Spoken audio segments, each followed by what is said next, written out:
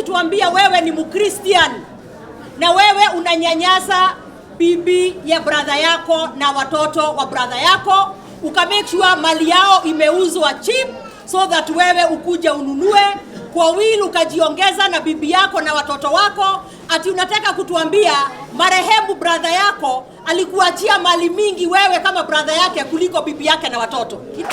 Wewe Rigathi Gachagua, kama wewe unapenda wamama Kenya na kama unataka kusimama kama kiongozi wa Kenya kwa chochote kile kiti unataka, you must show that you respect the laws of Kenya and you respect women and you will protect especially wajane na watoto mayatima.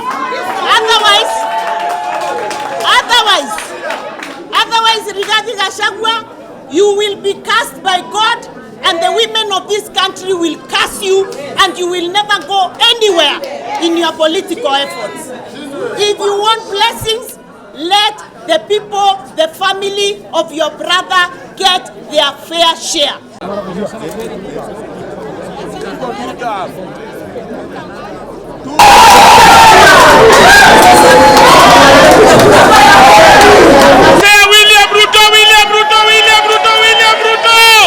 Ndio. Si hawa wanaondoka.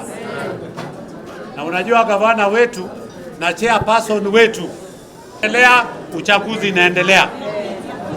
Na kiti ya pili kwa instructions faster ndio tuweze kumaliza. Si namna hiyo? Wapi makofi ya chairperson? Mbeleni ilikuwa ni kiti moja. Sasa zimeingia ngapi? Sasa zote